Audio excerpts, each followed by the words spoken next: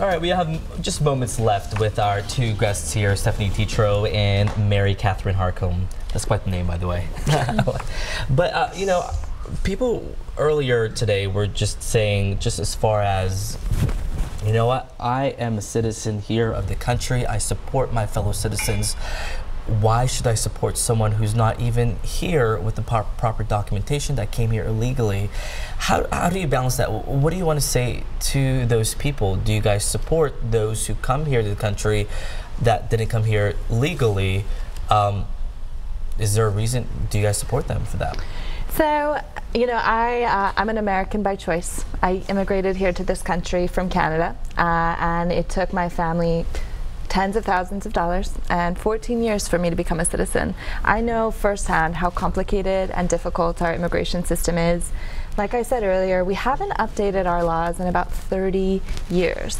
We know that we need immigrants to help our economy. We know that we want people to be together with their families and have people be able to immigrate here and reunite with their families. Immigration and immigrants are a part of the fabric of this country.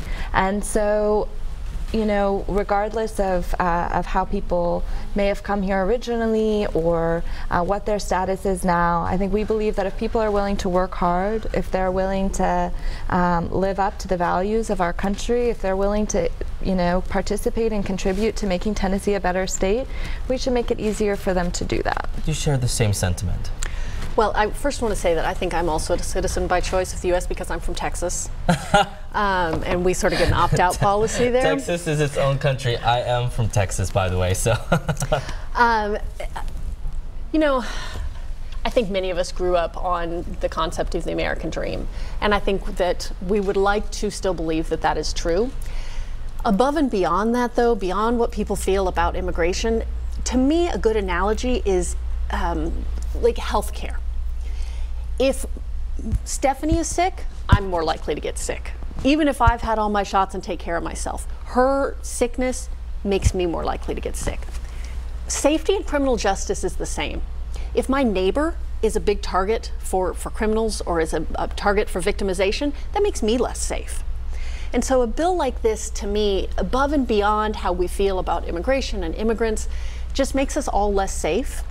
And I would really hope that we could focus on the underlying issues of making life better, safer for all of us here in Tennessee. Regardless, I mean, stepping out even after today, it's guaranteed that no matter what, there will be people who, not everyone is always going to share the same thoughts, the same feelings. This is obviously a battle that you will continue on. I understand there will be a rally, a gathering of sorts, just like last week's, coming up next week maybe?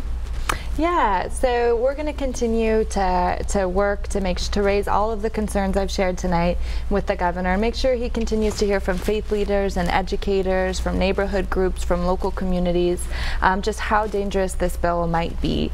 And so every day until he makes a decision on whether or not to veto the bill or allow it to become law, we'll make sure that Tennesseans have the opportunity to share their concerns. All right, Stephanie, thank you. We'll have final thoughts coming up after the break.